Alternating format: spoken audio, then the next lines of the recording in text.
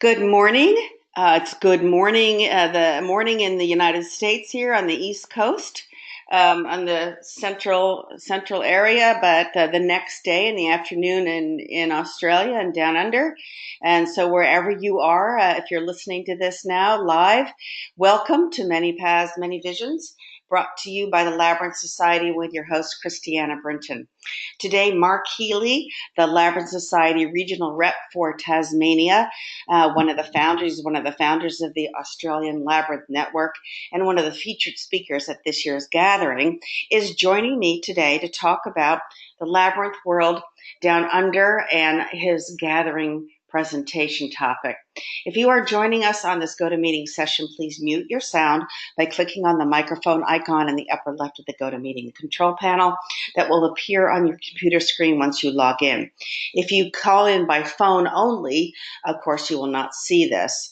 You can unmute yourselves and ask questions during the Q&A session at the end of the interview. Find the GoToMeeting invitation posted on the Labyrinth Society Facebook page, the Labyrinth Society Facebook global group, and on the TLS website under resources/media/MPMV, which is Many Paths, Many Visions.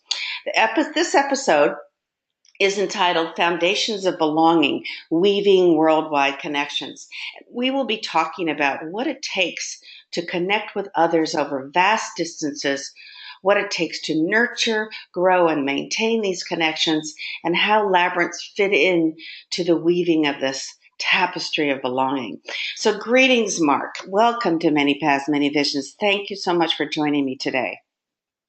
It is a great pleasure to be joining, and a surprise because it is midnight here where I am, and I thought I was going to be chatting at 1 p.m. tomorrow afternoon. Oh, Mark, see, we didn't get the times right. Here I go again with these silly times. Looks like, and I am here, and just happen to be ready for this right now. Oh, Mark, thank you so much. I'm so sorry. Thank you for, because I sent you that email thinking that, and all right, well, next time when I do this with people long distance, I will make sure that they look at the times and verify it themselves and I do this world clock too. I mean, I thought I was doing it correctly. So I apologize for that. Thank you so much for being such a trooper. And I know that about you. You are that. If anybody can say that about you, you are that for sure. Yeah, cool. So I'm ready. Okay, great. So we're gonna talk about the Australian Labyrinth Network, but I got online this morning and saw the posts, the social media posts that you posted, one of which was this beautiful YouTube drone footage of a new labyrinth that you mowed in on a mountaintop, and the other one is of this wonderful festival that you just attended. So I would really love to just talk about those two things first. So if you can just start us in with talking about the YouTube video. Your music was lovely. And the setting for that labyrinth, oh my, is this the Blue Mountains? Where is this located? No, it's near Barrington Tops, which is north of Sydney. Okay. Not west. It's probably 3 hours drive north of Sydney. And I was over there for my father's 90th birthday, and I factored this job in afterwards. So it was really good to be able to. The client contacted me probably only 3 months ago, and his partner was really connected to the Labyrinth in Sydney, and I'd met her at the Labyrinth Festival the previous spring. And so they bought this beautiful property up in the very high country, and he wanted to create a labyrinth for his wife. And so he Googled and found me, and then we started a conversation, and then my partner Katri and I created a design for him around how big he wanted it and the design that he wanted. And So we worked on, what sort of machine to buy. And so he lined it all up, and we met up, and we boarded a four-wheel drive Polaris machine towing our mower up this very steep mountain to get to this incredibly beautiful meadow up in this high country. And it took a day and a half I tell you what, the temperature was extreme. 39 degrees Celsius the first day and 40 degrees Celsius the second day. I'm not sure what that is in Fahrenheit, but it is really hot. 100, yeah.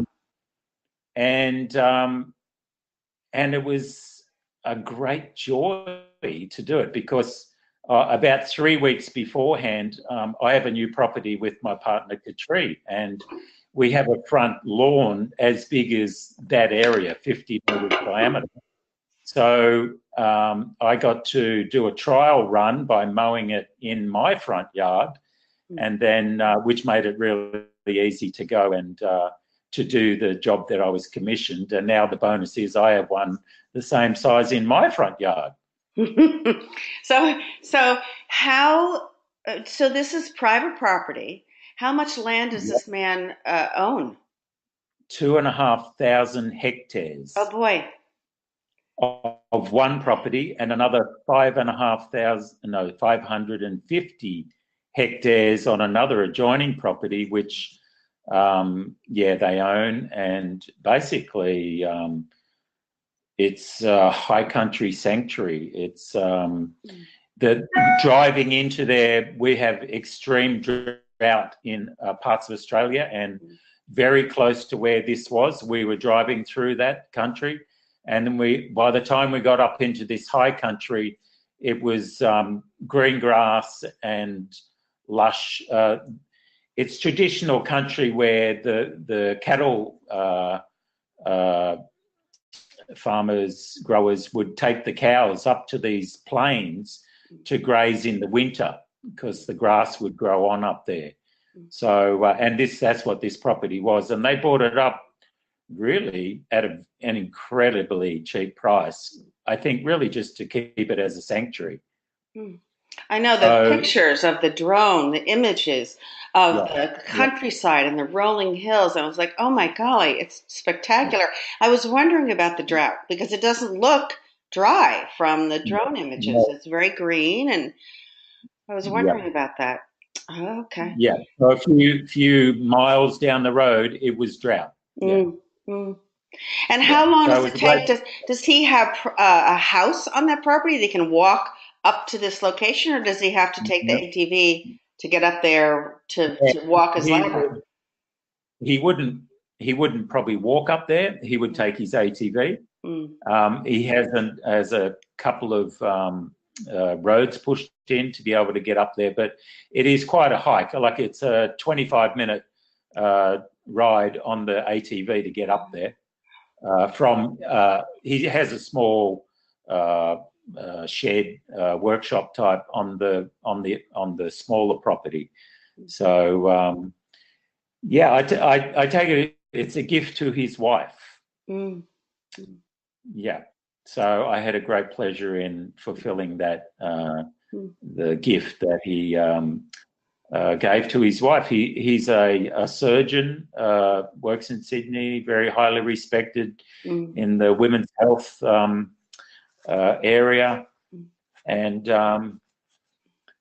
it was how I marked it out, it was not on flat country at all. It was like an amphitheatre. And the ground went up and down and around, and the actual grass were clumps of snowgrass.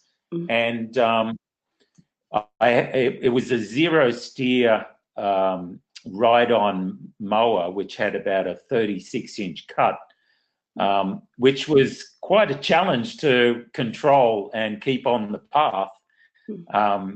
How I was doing it was I had my central pivot point, and he was holding my tape with all my markings on it, and he would walk and I was following just behind him on this ride-on mower. to get the paths nice and circular. So we cutted it, quite a few times up high, and then went down lower and lower as we cut the track out. And it was quite an experience, I can tell you. Wow. I mean, because it looks very uniform. It looks very well done and uniform from the drone images. I mean, you're certainly not right there on the ground, but it looks very uniform. And what a gift to the land. I mean, Yes. what a gift to that area and the land. Really a sacred trust he has there, and putting that Yes. big labyrinth on it to help the land heal in whatever way it needs to heal. Was there any kind of intentionality around where the entrance was, or where it faced when you got to the center, or any of that kind of thing? Yeah, well, we had that conversation when we got to the site, and it was really about this siting it. He really wanted it central in the area, in the clearing. He really wanted to wrap it in this amphitheatre, and the track leading to the labyrinth was actually coming down the hill. So yeah, it all factored in, and he wanted some view from it. So when you're actually walking, you start walking, you can see over the treetops into the view behind. But as you come down in the labyrinth, you're actually really in the labyrinth and within the tree line. Yeah, and it was quite, it didn't take that long to actually come to work that out, and then off we went. Yeah. So Go ahead. Sorry. Just having that fresh previous experience of making the one on my property, I really knew what I was doing, and it flowed very easily. And who's going to maintain it? Is he going to come? Yeah, he will. He's got the ride-on mower. He hadn't driven the mower before, so I gave him the controls at the end, and it was interesting watching him have his first go at trying to control the mower and get around it. And I'm sure he will get better with practice. Yeah, that's a meditative practice in itself. Just mowing that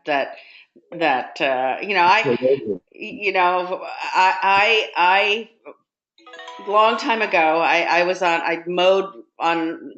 mowed a sheep farm. I had to mow constantly, and you get into a meditative state when you mow. You actually do get it, and having to mow a labyrinth design. I can't even on a sit down mower. It really will be a meditative practice for him.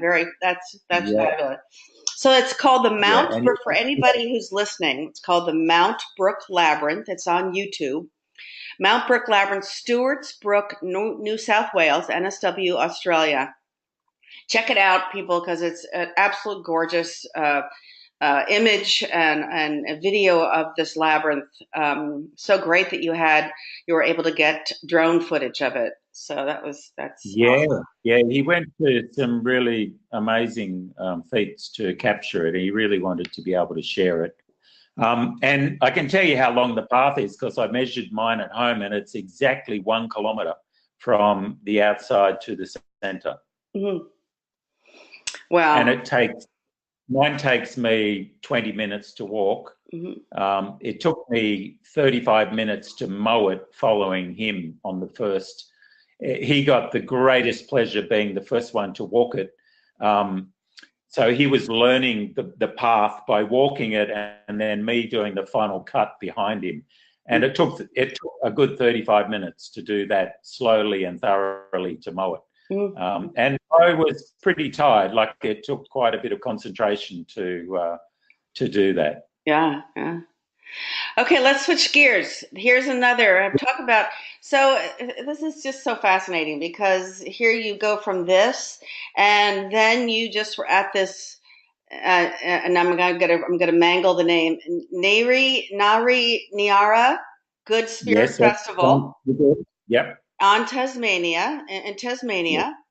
And talk about this. I mean, you have written this post, It's a labyrinth medicine wheel fusion with your partner, Yeah, Katri, where yeah, you had keepers. You had the keepers of the whale dreaming. Now, are they yeah. Maori from New Zealand, or are they from I Australia? know Australian Indigenous Uh-huh. elders. And Yeah, then keepers of the condor dreaming from South yeah, America, yeah, present to tune the labyrinth. So, can you? yeah. And it's the theme, and I'll definitely mangle that. Ha ha pono pono. Yeah. Okay, if it's Mm. talk about this, and how you got involved with this. Okay, so Nayari Niara. Yeah, no, I even get it wrong. Um, let's just say the NN Festival.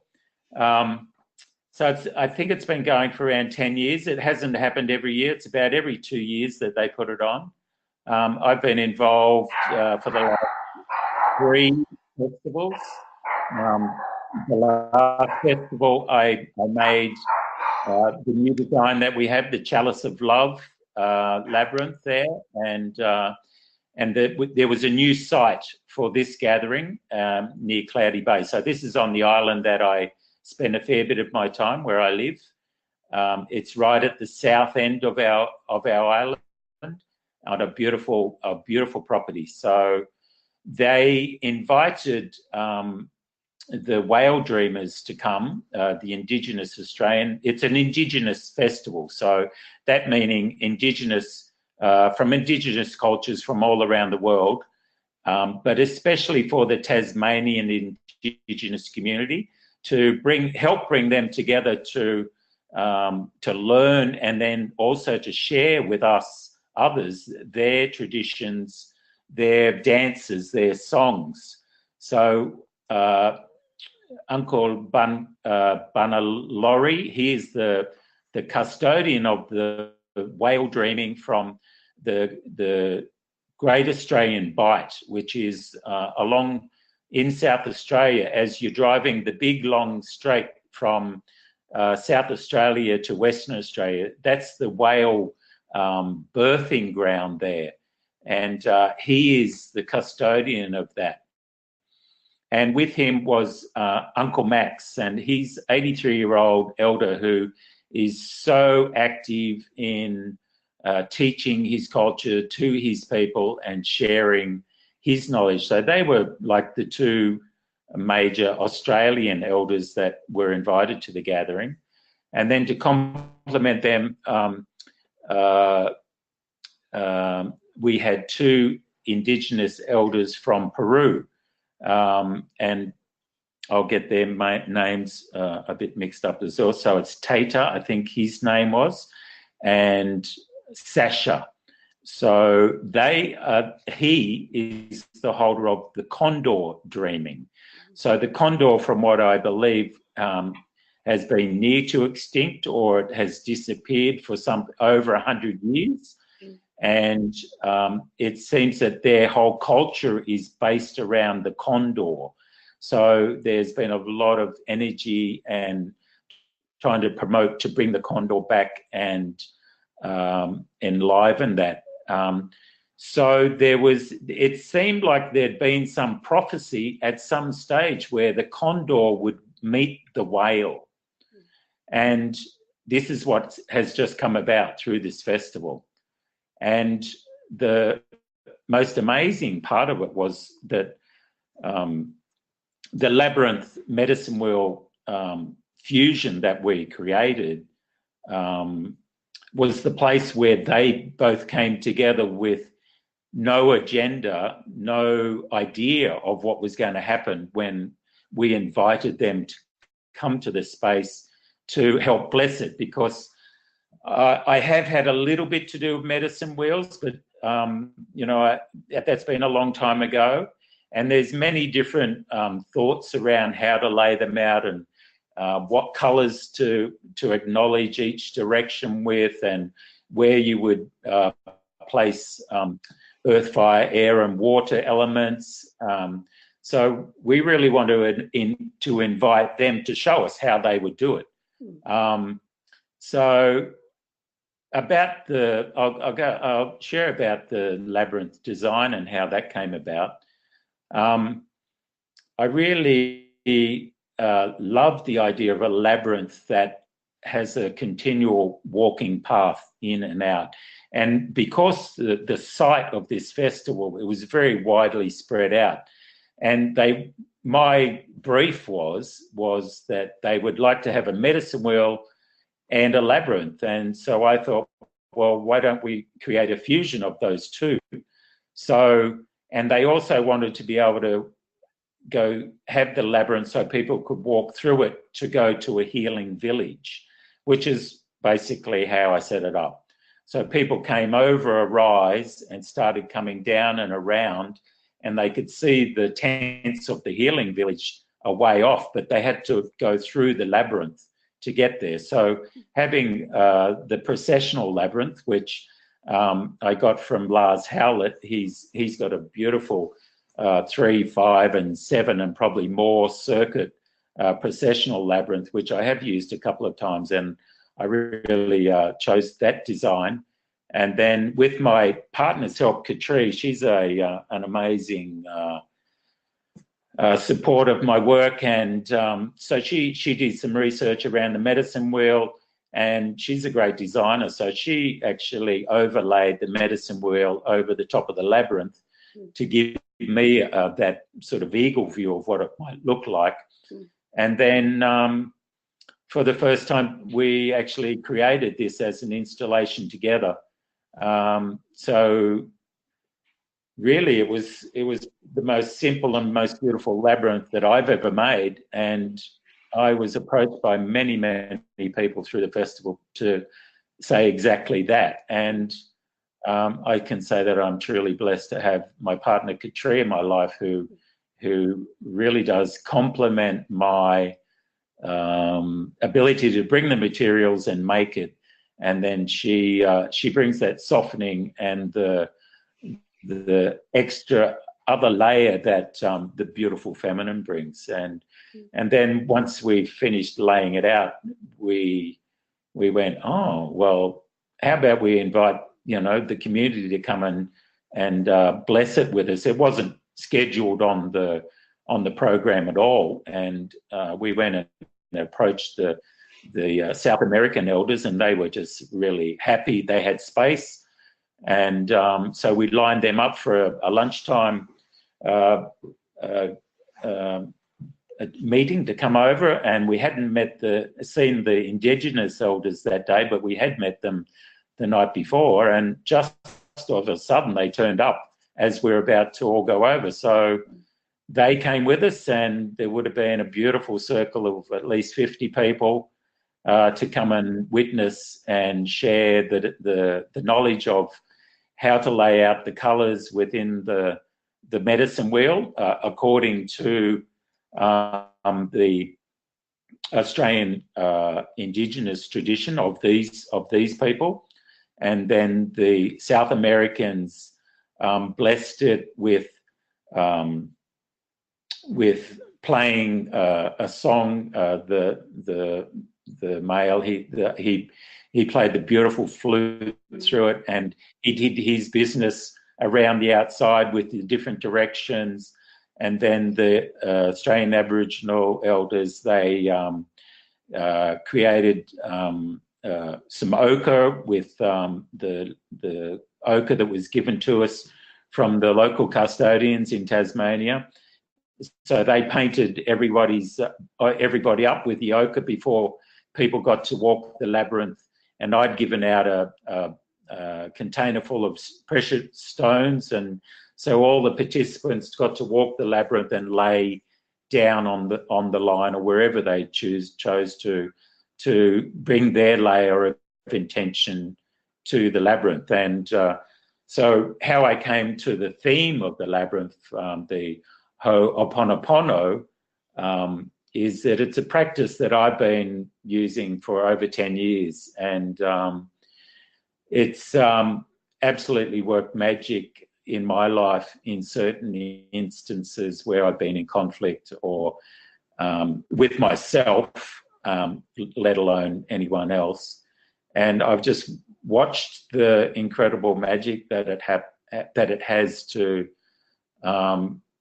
bring me a deep sense of peace through my personal forgiveness. And so I started researching only a couple of days, well, the day before this was about, as the indications started coming together for the theme. And we started listening to some YouTube clips, and Katrina, my partner, is a beautiful singer-songwriter, and I love singing. We love singing. So we created the Labyrinth, singing our version of a song for it. And so, yeah, the theme was around the global, personal and global forgiveness, which I am working on towards sharing as a global labyrinth walk at the end of this year, which I shared when I was with you in Chicago, which I will be starting to work on pretty soon after our Australian Labyrinth Network gathering, where I'll be sharing it with our local members to gather support for a global walk of labyrinths for 24 hours into the next decade. It's been 20 years since we've had a global walk, as we did leading up to the new millennium. So I had the call to share about it's time to do that again. So it feels like the theme for that global walk will be this, Ho'oponopono, and sharing that wherever we are around the planet, walking labyrinths over that time. Oh, the pictures you have here are stunning, absolutely stunning, because it looks like there's two different colors of white and then this beige color around the center, four directional with this. It looks like a some kind of candle or something in the center. I mean, it's just stunning photos of this labyrinth that you've created, taking Lars's design.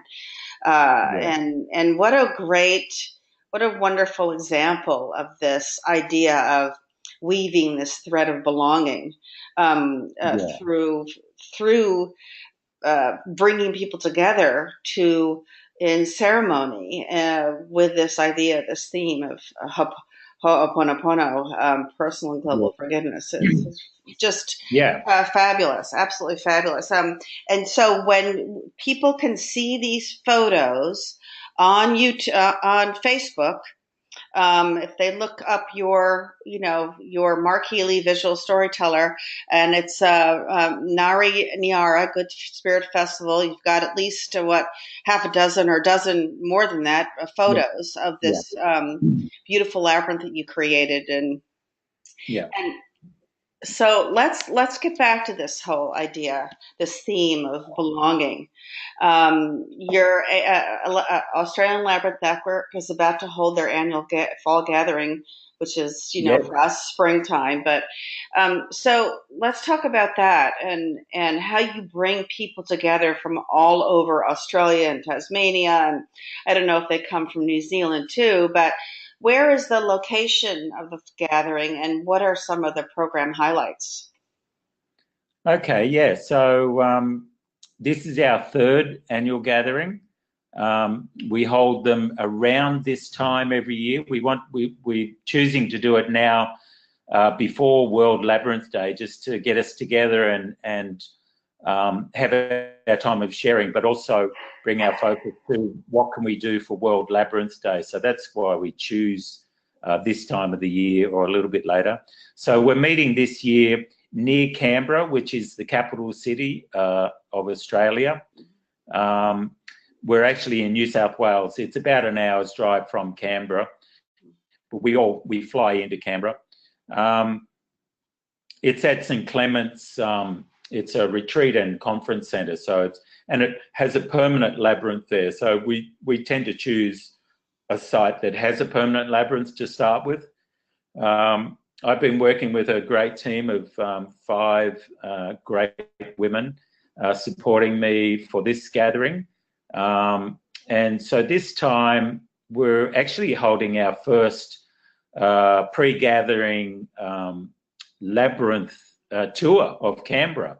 So we all fly in and meet up at 12 o'clock on the Thursday, and then we spend the whole afternoon visiting a number of labyrinths in the Canberra area, especially one that has been made at the Arboretum, which Mel Keys, who's one of my team members, she's been a great inspiring source of that labyrinth. So we're going there to have lunch and then journey off. And then we'll all end up, I think there'll be at least probably close to 30 of us on that pre-gathering tour. And then we end up at the venue about an hour and a half away.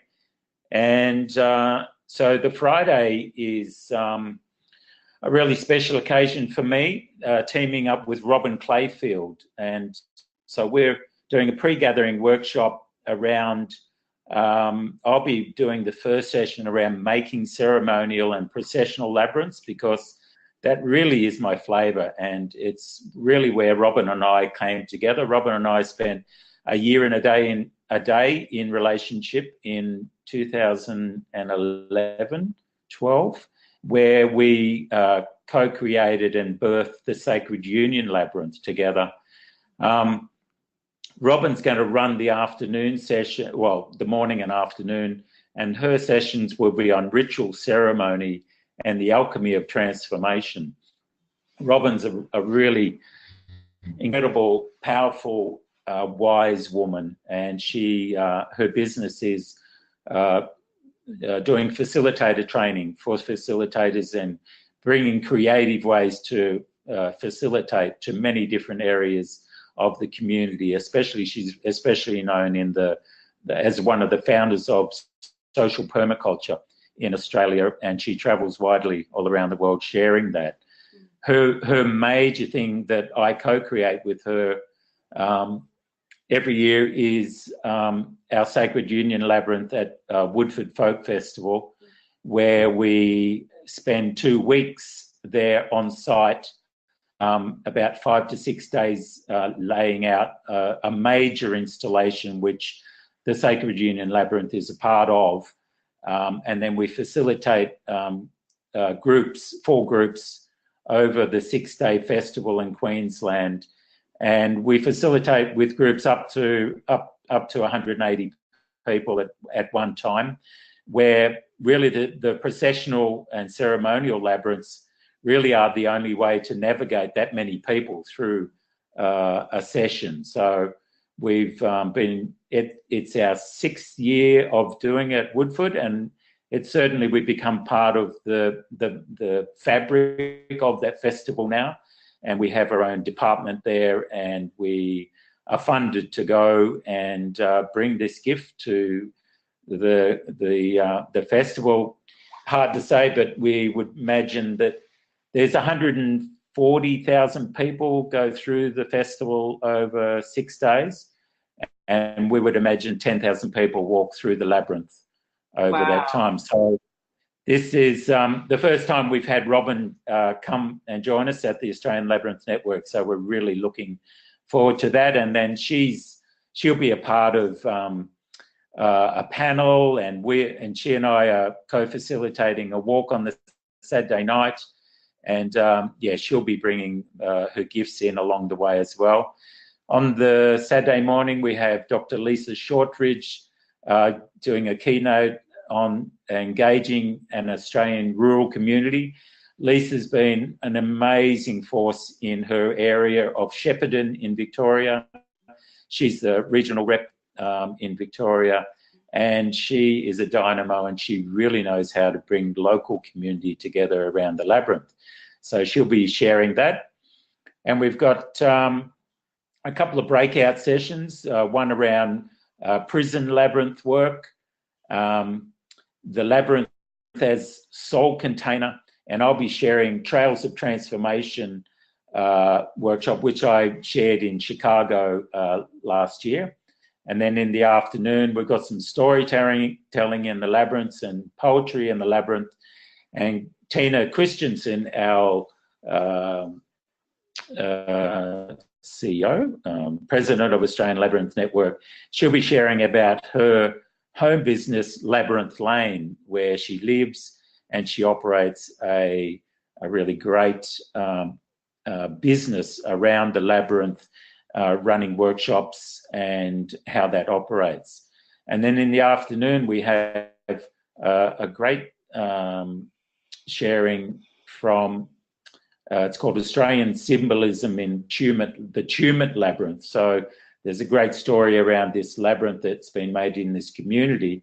And the lady who has been behind that, I'm sorry, I don't have her name right in front of me, but we're going to hear from that.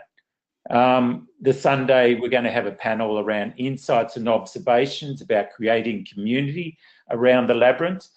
And we'll have Emily Simpson as bringing to us her insights around how to create the Sydney Labyrinth Festival, which she does in springtime, which I've been able to go and be there and be a part of that one.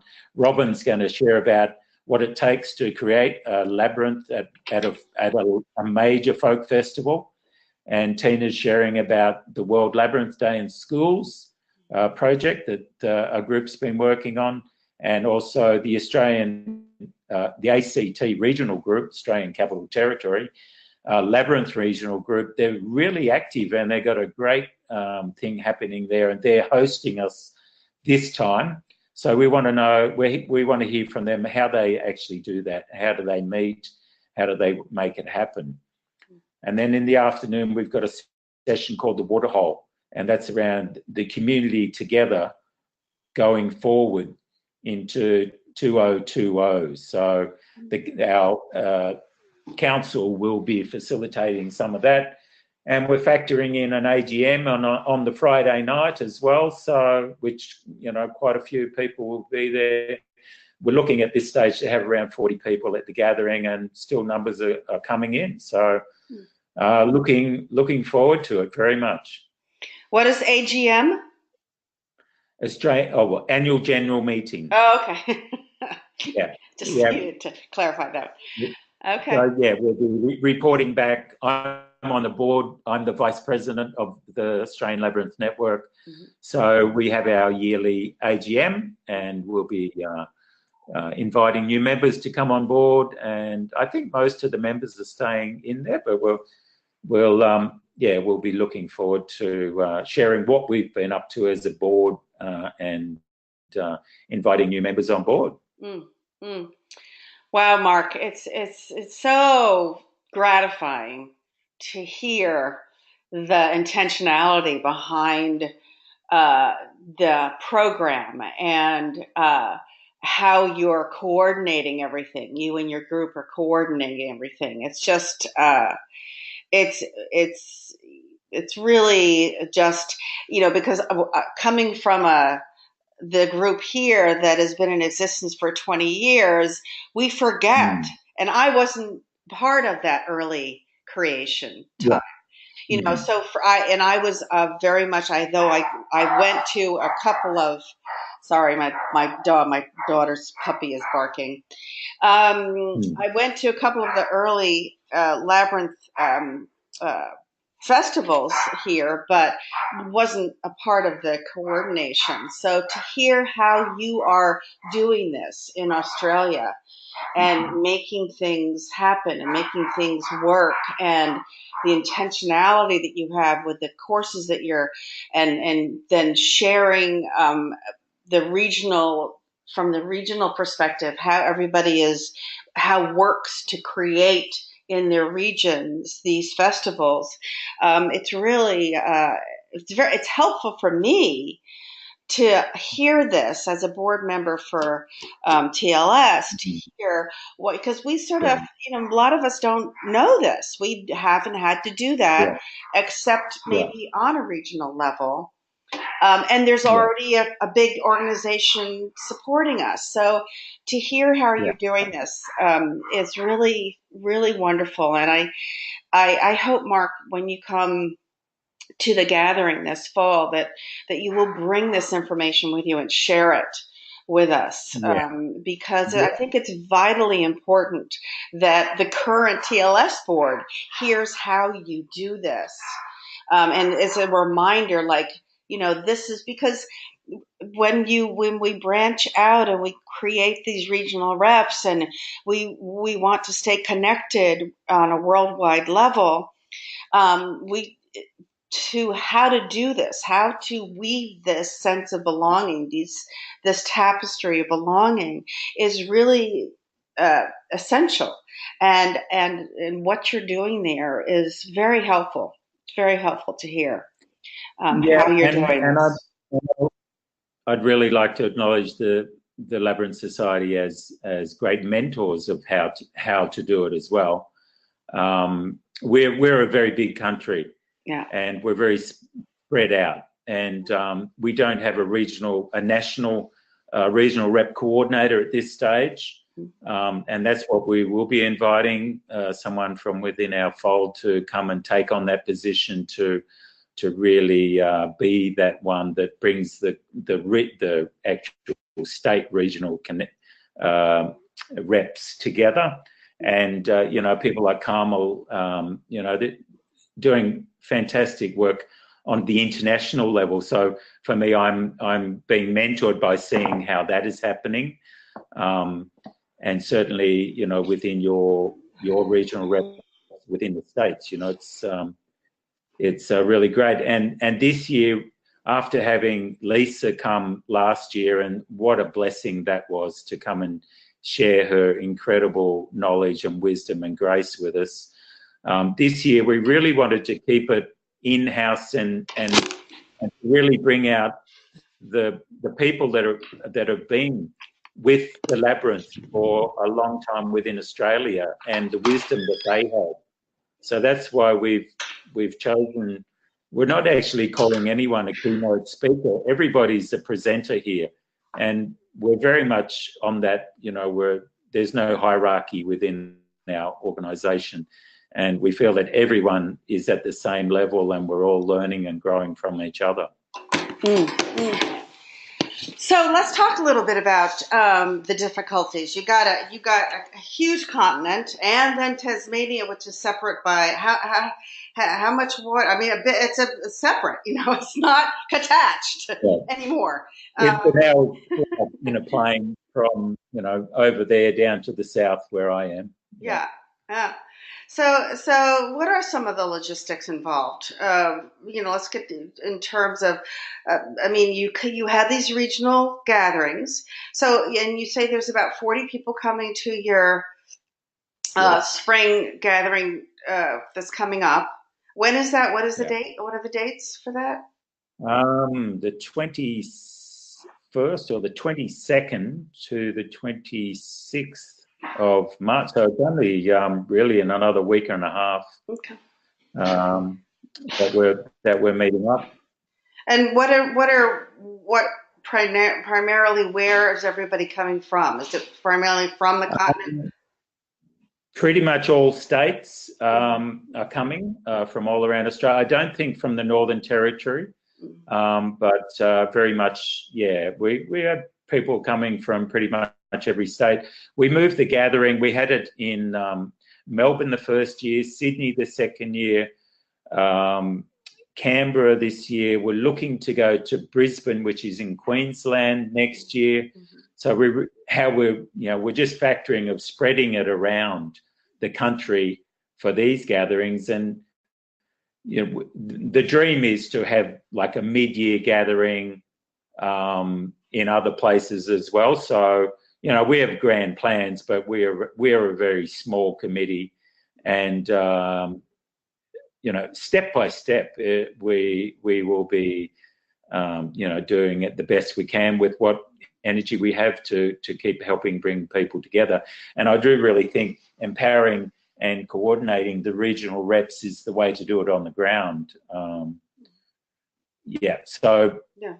I'm sort of seeing that will be our biggest next stage, is getting a national regional rep to help facilitate, to bring that next stage about. And is there a active Labyrinth community in Perth on the other coast? Do you have people over on that side too? Yes, we have people over there. I'd imagine maybe in 2 years' time we'll end up going to Perth. It's certainly on the radar. So let's talk about when you just started this. You had a small group of labyrinth enthusiasts. You came together to support your first event. How did the archetypal qualities of the labyrinth figure into your group's vision going forward? I mean, what was the common thread, and how did that flavor your group's progress and intention? Well, it was quite amazing. So this happened. So history goes like I called the first meeting in Sydney at the Centennial Park Labyrinth, and we had a group of 15 people come together, which was a foundation meeting, really.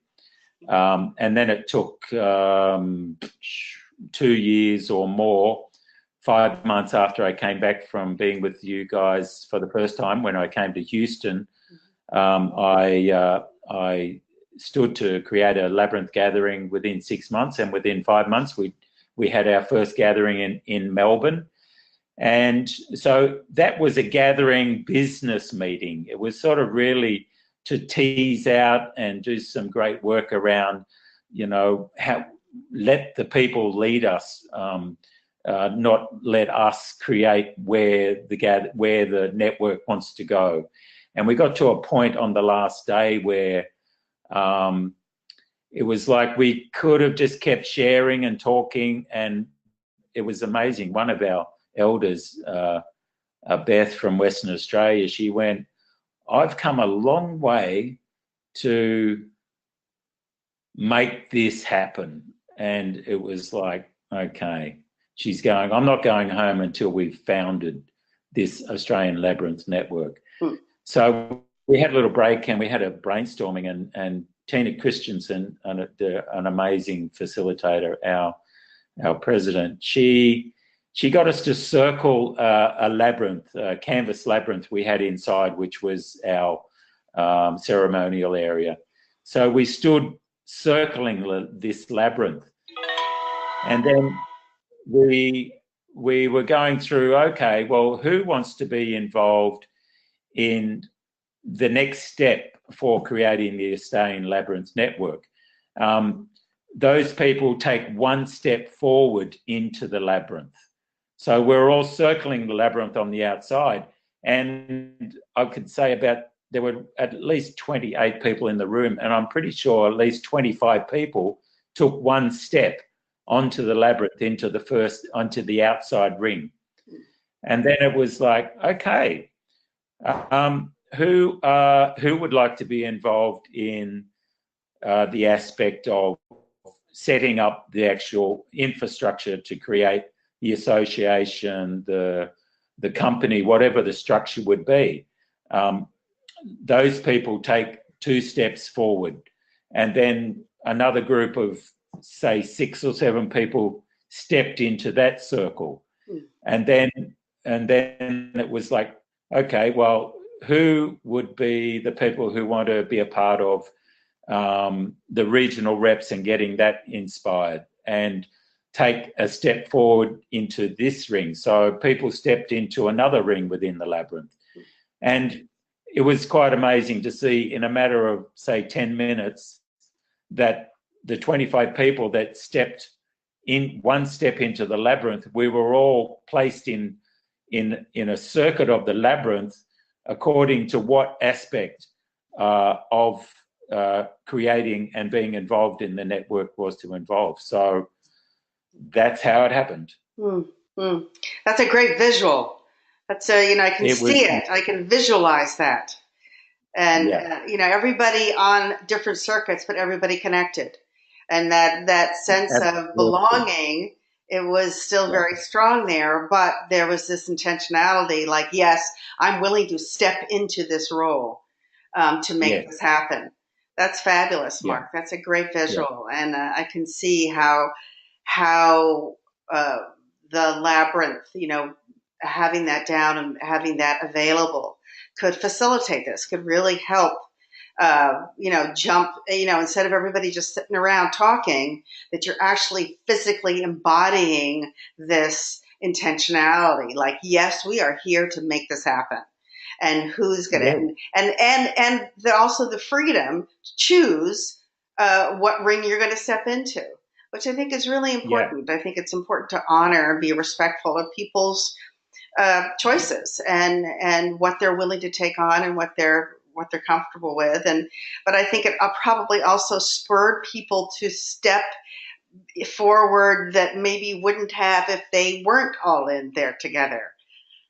you know. yes. So so that's a great visual, Mark. Thank you for sharing that. That's really helpful, and I think for people who are listening and will be listening, we do have somebody else on, Karen Kelly from Houston, and we're running a little bit. I don't know if you can stay on, Mark, because I have more questions. But we were talking about what you just had posted, so I wanted to talk about that first. But Karen, Yeah, yeah. if you want to jump in and ask Mark now any questions that you might have for him, uh, you can unmute yourself and ask a question if you have. Well, actually, he has answered the questions that I had, which was about the size of the gathering, how many people attend, and also the location of next year's Labyrinth Network gathering, because I'm thinking of coming over for that. But so that those were the questions, and I would just like to say that I love that size. The 40 people. I think that's a really great size for a gathering like this. I think it's great for networking, but it's not overwhelming. Yeah. Yeah, yeah, we find that that's a really great size. Yeah.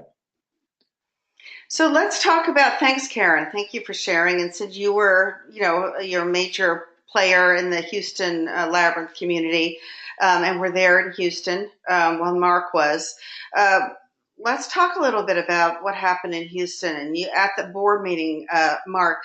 So how did you took how TLS works in the United States here and brought it back to your group, the ALN. So Yes. how did it translate? What were you able to take from how TLS works and incorporate it? And what didn't? What did you find that really didn't work for your group in Australia? We really got a lot out of how your model with all the circles of connections. The pods. The pods. So I really brought that back, and we were able to, it's quite overwhelming actually where the TLS is now compared to where we are. And I think we really can see the big picture, but we brought it back to actually what can we do with what we've got available to us right now.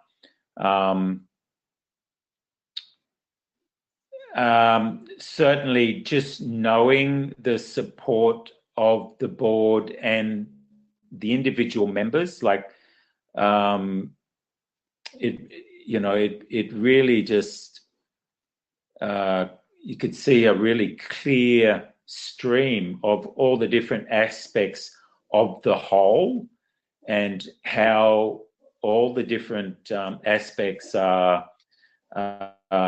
being held by a coordinator, but being supported by a group around them.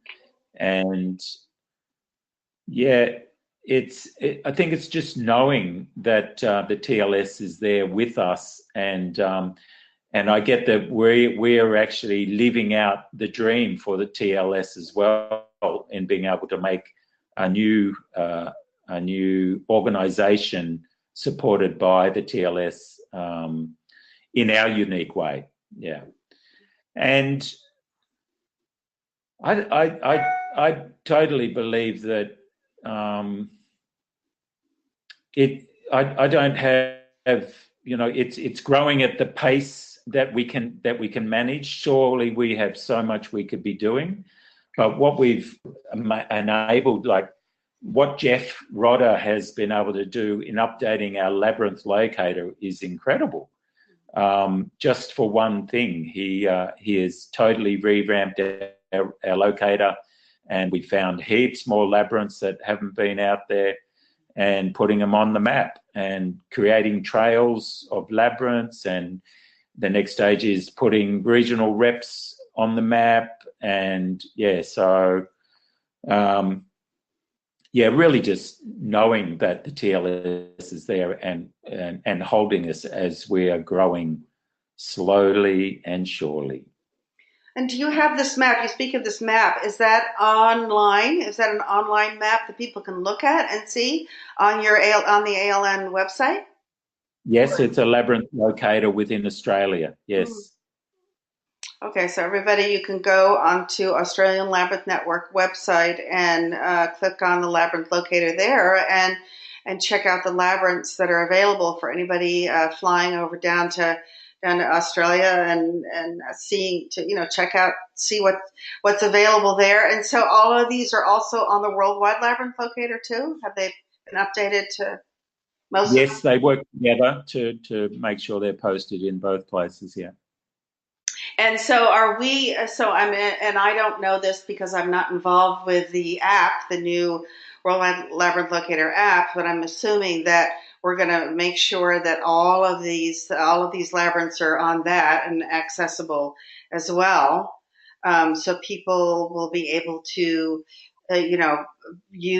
find these things right on their phone, which also. So let's talk a little bit about how to. And I didn't ask this question before, but it's really important because, and I'm going to say this because. How we weave this tapestry of belonging, and I think it's such a beautiful. That's why I interrupted my little script that I created to talk about what you just posted on social media, and how this technology, today really, we disparage technology, but man, without it. I wouldn't know about this brand new labyrinth on the top of that mountain.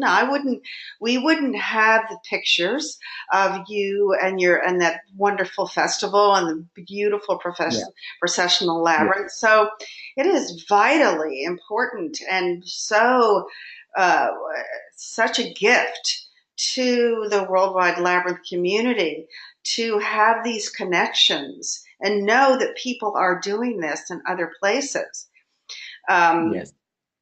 Through social media, through connecting with these pictures, and people then, if they're Instagram followers, they pin the labyrinth pictures on their boards. And so, how has this helped with the problem you have, or the challenge of huge open spaces and small communities, trying to connect them all? Well, it's the only way we can do it at this stage. We meet through Zoom. That's our platform.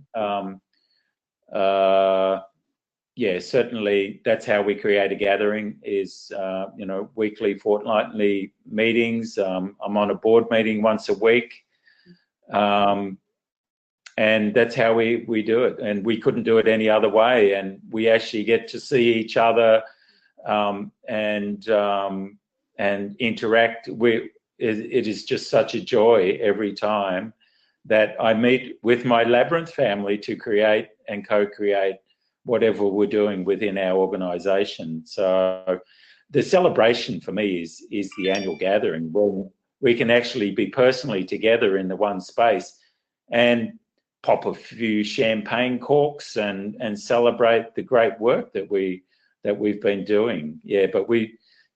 Like just posting those photos that I did just this evening, to share, and it's about, I've done that now, and someone else will go, oh wow, a fusion of a labyrinth and a medicine wheel, awesome. So, and that's, for me, that's the gift of the labyrinth.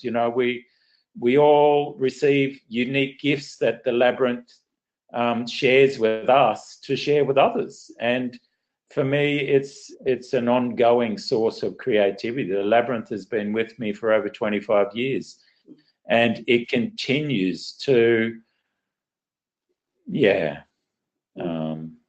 humble me and inspire me, and when people come up to me and tell me that it is the most beautiful thing that they have ever walked, and I am truly humbled. Yeah.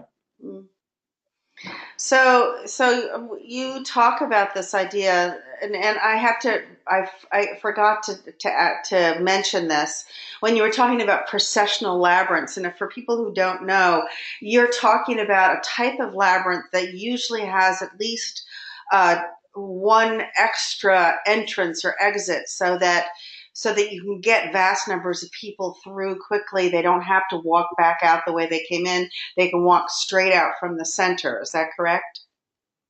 That's correct. So it's either entering one side and exiting opposite, or in the case of, say, the Sacred Union Labyrinth or the Labyrinth of Choice, there's 3 entrances on one side, a left, a right, and a middle. So, and one of my other designs, the Chalice of Love, is which we made at Chicago, that I got to mark out there, that we used 2 paths to enter and 1 path to exit opposite. Yeah.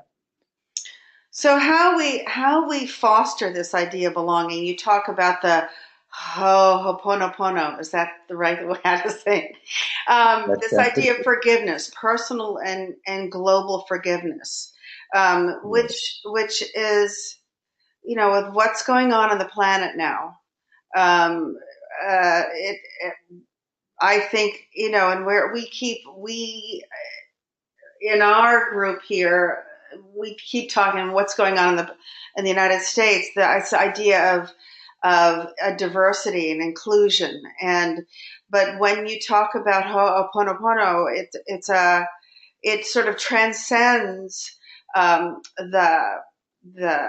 polarizing labels of, well, this is for only this group, or this culture, or this race, or this ethnicity, or religion, or whatever, because it's a general term about forgiveness, personal and global forgiveness, and that's where this starts. That this idea of belonging, that theme is true for anyone, any human on the planet. It doesn't matter. The labels don't matter. And so I think that this is a unifying theme, it sounds to me. And so talk a little bit about that. I mean, you brought it, you're using it now with your festivals there, and your own personal spiritual practice. But how has this, can you share some personal stories of how it's impacted your experience with other folks from other countries around the world, and what has been some of your experiences? Yeah.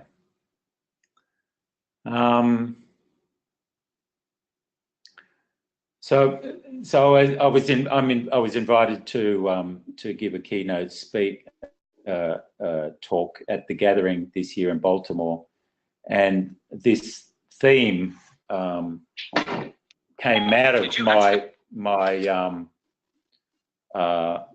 pondering what I would share. And so the words interconnected paths and the foundation of belonging was the inspiration that came to me after I walked one of my labyrinths here on the property.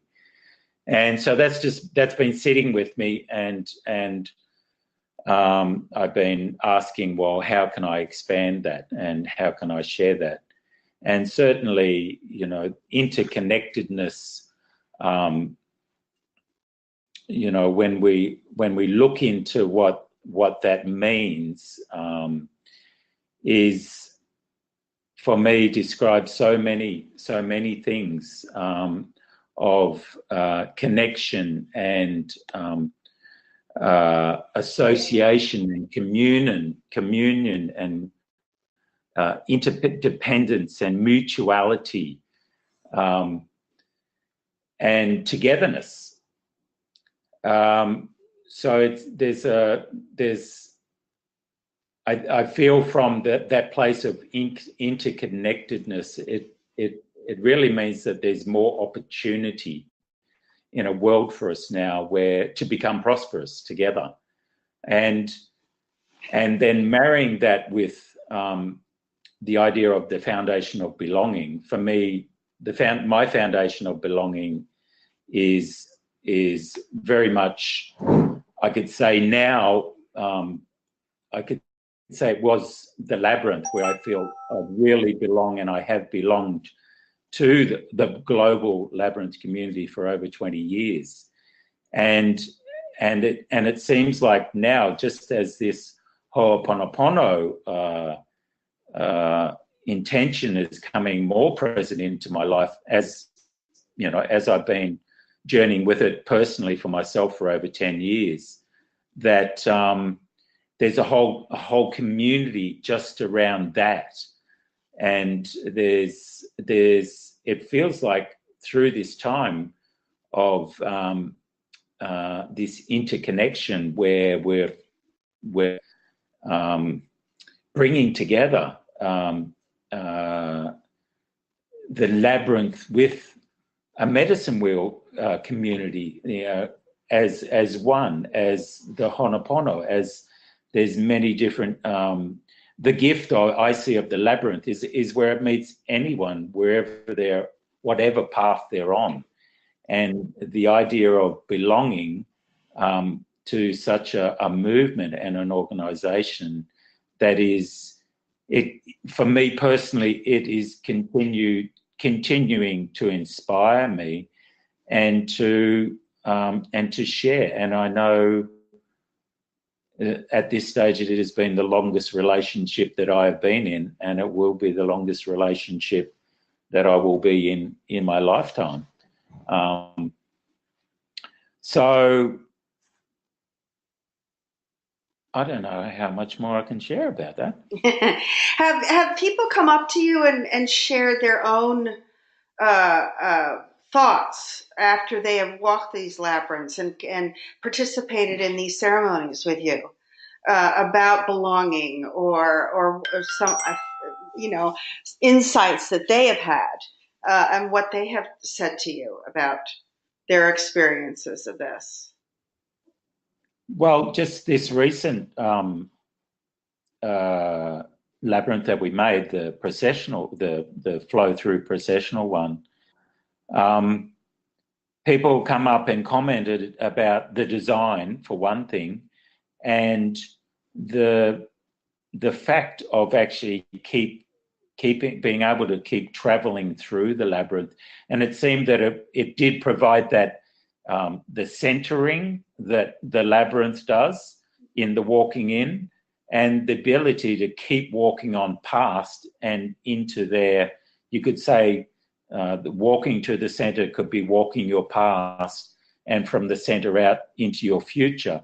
And there was quite a few comments around lining that up with the Ho'oponopono, the I am sorry, please forgive me, I thank you, I love you, as a prayer on their way, was such a marrying the design with that prayer really worked for people.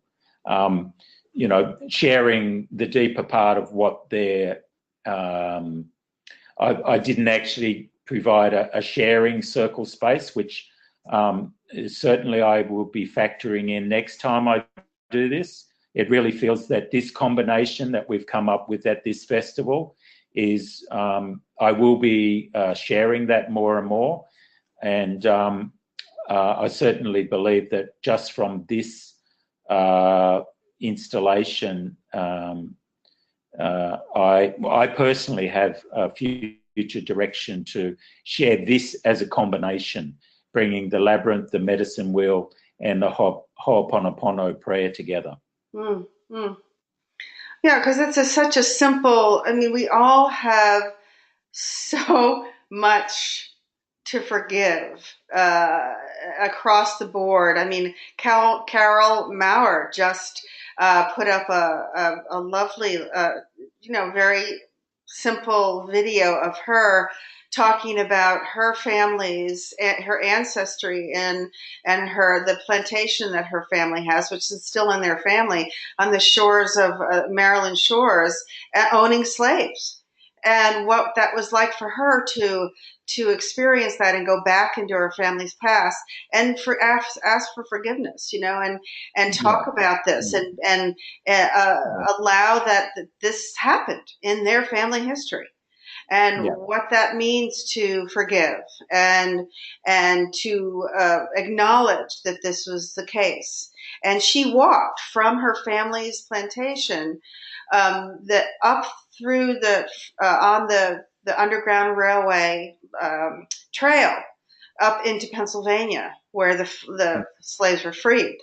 And so these kinds of things, are very powerful.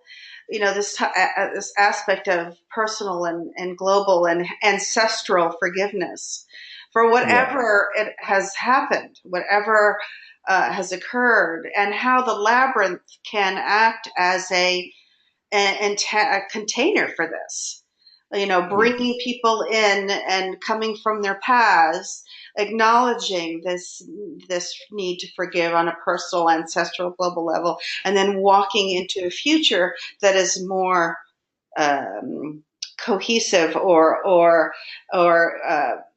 you know community based. Belong, yes, that there's a sense of belonging, that we as yeah. humans can belong to the human species and be a global community. So this is thank you so much for doing this work, Mark. Yeah, and I'll just give two recommendations for people if they want to follow up around the Ho'oponopono. Dr. Joe Vitale, and Dr. Hugh Len. So if you Google them, they're incredibly wise men who have been and if you could just read some of the stories of what they've been doing with the prayer, and I tell you what, it is incredibly enlightening to think that something so simple can be such a powerful way. And they talk about it clearing out data in our beings, and that being ancestral data, this lifetime's data, and it yeah, it is profound. And I found myself using the prayer at 3 o'clock this morning when I woke up, and there was an outstanding something between me and another person a couple of days ago, and basically I just stayed with this prayer until it just dissolved away, and that was not in my head anymore. It was actually transformed through this prayer very quickly, so I could just go back to sleep, and it was dissolved what that was. And can you say the prayer one more time that you mentioned I, before? I am sorry. Please forgive me. I thank you. I love you. So you just keep repeating it and repeating it and repeating it. And what I've been learning is that doing it with each breath. So breathing in, I am sorry, please forgive me. Breathing out, and breathing in, please forgive. I am sorry, please forgive me. I thank you. I love you. With each breath, giving that opportunity for the breath to work as well as you're releasing. And you could do this step by step on the labyrinth too, as you walk Yeah, each step, yeah, and you're yeah, breathing in, and so you really embody this as you're yeah, walking. The different stages, or yeah, focusing on your ancestors. So there's lots of ways to do yeah, this. Well, so look forward to your presentation at the gathering this fall and outside of Baltimore. It's certainly this is certainly germane for the area. Certainly was as far as the ancestral issues that are present still on the land in the United States with slave ownership and the Civil War, et cetera, et cetera. So it will be, I think that we forget how powerful labyrinths are when they're placed on the land. I just had the last podcast was with Kalen Rain, and he talked about earth energy and labyrinths really helping to transform and elevate and clean and so when we work with labyrinths as the archetypal tool intentionally to heal and forgive, Yes. It's a pebble in a pond effect. Yeah. So, I'd love to lay out this design in this configuration at the gathering in one of the outside installations. So great. I will certainly be bringing this gift with me and sharing it. Great. Thank you so much. Well, we're really way over time, and I don't want to take up any of your time. I know it's, 1 o'clock in the morning. I'm so sorry, Mark. But thank you so much for being such a trooper and coming on with us. Do you have anything else? I mean, you talked about ALN and what they're up to, and let's just make sure that, and we'll make sure as the communications person that we, I did put in the last e-news something about what's happening with ALN and your gatherings and stuff, but we'll make sure that we stay in touch with that and keep people up to date. It's a little bit of a trek coming from the United States down there. We have to really plan this for most of us. And I have been to Australia and would love to go back. Have been years ago. And I don't know that's one of the things I wanted to ask you. How expensive is it to travel inside of Australia from one side to another, from one coast to another? Is it expensive? If you're, not getting a ticket early, within Australia, it does cost quite a lot of money.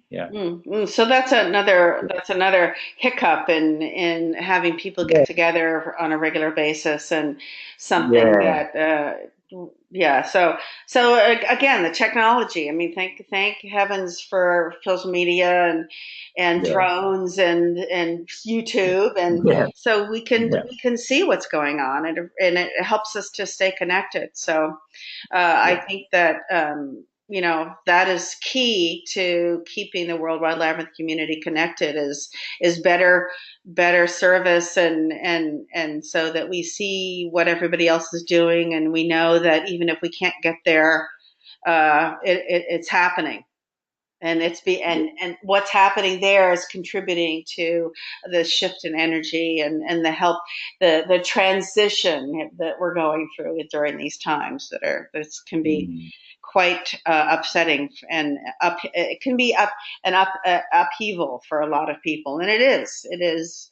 We are going through a lot of upheaval right now. So All right, Mark. Well, thank you so much for joining me today. This has been Karen Kelly. You're still on? I can see. Do you have anything else you want to add before we end this session?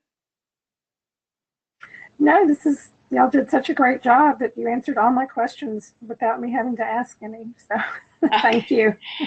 Okay, Karen. Thank you for joining us live today. It's really been a pleasure sharing this hour and 20 minutes with you, Mark. Thank you so much for joining me today, and many continued blessings on your path. I can't wait to see you this fall. Yes, and thank you so much for including me in having this time together. Well, you've been listening to the Labyrinth Society's Many Paths, Many Visions on GoToMeeting and broadcast by Spreaker with your host, Christiana Brinton. Be sure to check the Labyrinth Society website, media area, Facebook page, global group, and YouTube for a list of upcoming dates and guests. I'm still working on April's and May's. So you'll have to be a little patient, everyone. I don't have anything up there yet. Still waiting to hear back from some more people around the globe. I'm really trying to get more people outside of the United States on the podcast, although I have to work better at my world time figure, determinations, because obviously that didn't work this time. Thank you again, Mark, for being such a trooper about this. So if the podcast has piqued your interest in the Labyrinth Society and you'd like more information about membership, please go to www.labyrinthsociety.org/membership. So many blessings to all of you out there. May you find what you need on your path through life.